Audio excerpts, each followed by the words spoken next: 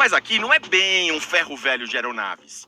É uma espécie de depósito da Voipaz, empresa aérea que esta semana suspendeu operações por ordem da Agência Nacional de Aviação Civil. No terreno, um funcionário filmou e narrou. Uns aviões velhos aqui, ó, tudo largado, avião que não voa mais. Não voa, mas tem mecânico ali dentro. Pegando peças de dentro do avião para botar em outro avião, para voar. A Voipaz ficou tristemente conhecida no dia 9 de agosto de 2024, quando um ATR 72-500 da companhia caiu sobre Vinhedo, a 80 quilômetros de São Paulo. A médica Ariane Albuquerque, filha da dona Fátima, estava a bordo. Ela era um ser humano extraordinário, era a melhor filha do mundo. Ela foi ceifada de uma forma violenta. E nós estamos vendo que aquele voo era uma tragédia anunciada. A queda foi uma das únicas da história da aviação comercial no que se chama de parafuso chato, em que a aeronave vai girando e perdendo altitude praticamente paralela ao solo, sem cair de bico. Num simulador de ATR na Áustria, dias depois do acidente, este instrutor explicou ao Fantástico. Com tantos sistemas de proteção, tantos alarmes, um parafuso é um evento muito improvável. Tem que ver as condições técnicas do avião e também o treinamento dos pilotos. Quando foi o último treino com os equipamentos de antigelo e degelo? Pouco menos de um mês depois da queda, o CENIPA, Centro de Prevenção de Acidentes Aeronáuticos, apontou em relatório preliminar o que já se suspeitava. No voo fatal, havia muita formação de gelo, comum na altitude em que os ATRs viajam. O avião não baixou para derreter esse acúmulo, como seria recomendado. E os sistemas que expulsam o gelo das asas, por alguma razão, não funcionaram. Ao fazer uma curva na aproximação para o pouso, já com estabilidade muito comprometida, a aeronave perdeu sustentação. Às 12 horas, 15 minutos e 42 segundos, os tripulantes comentam sobre a falha no sistema de de-icing. Mas como foi possível que vários problemas se acumulassem a ponto de causar um acidente tão grave? Quais defeitos vinha apresentando o ATR prefixo PSVPB, conhecido por Papa Bravo? E por que finalmente a ANAC decidiu agir agora contra a Voipaz? Para a gente entender os bastidores que levam a uma decisão tão drástica de suspender os voos de uma empresa aérea, nada melhor do que a gente falar com quem viu o que estava acontecendo por dentro. No caso, um mecânico que já trabalhava na Voipaz antes do acidente e continuou trabalhando lá depois do acidente. Ele vai contar para a gente o que mudou na empresa ou o que não mudou. Ele pediu para não ser identificado. Você já tinha trabalhado em várias outras empresas, né? O que a Voipaz tinha de diferente? No caso, a Voipaz, ela não dá suporte nenhum para a gente da manutenção. Não só de materiais, de componentes que vão ser postos nos aviões, né, colocados para manutenção, como ferramentas, tudo. Passei por grandes empresas, né, empresas boas, empresas excelentes. Quando chegamos na Voipaz, a gente sente uma diferença muito grande. Quando vocês da manutenção souberam que o avião tinha caído em Vinhedo, como é que vocês reagiram? Quando um colega me ligou e falou assim, tu não tá assistindo não, cara? Caiu um avião da tua empresa. A hora ainda virei para ele e falei assim, foi o Papa Bravo. Ele já sabia que ia acontecer isso com o Papa Bravo. Papa Bravo é o PSVPB, o avião que caiu. É uma referência às duas últimas letras do prefixo, PB, Papa Bravo. Era o avião que dava mais problemas, era o avião que dava mais pane. A gente avisava que o avião estava ruim, a manutenção reportava, falava, avisava, e eles queriam brigar a gente botar o avião para voar. Eles são o MCC, a alta chefia do Centro de Controle de Manutenção da Voipaz. E eles não queriam que o avião ficasse no chão, e eles queriam que a gente desse um jeito de liberar o avião. Na parte da manutenção, o que mais chamou a tua atenção depois que aconteceu o acidente? Não mudou em nada. Eu acho que até piorou.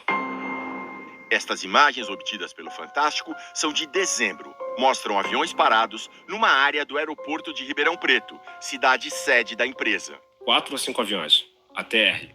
Segundo o mecânico, eles são canibalizados, ou seja, desmontados aos poucos, para fornecer peças para as aeronaves ainda em operação.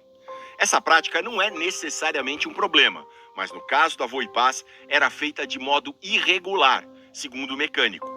E os proprietários que arrendavam os aviões para a Voipaz dizem o mesmo. Neste pedido de reintegração de posse de 2 ATR, o dono diz que a Voipaz agiu de má fé ao retirar componentes essenciais, incluindo 3 motores.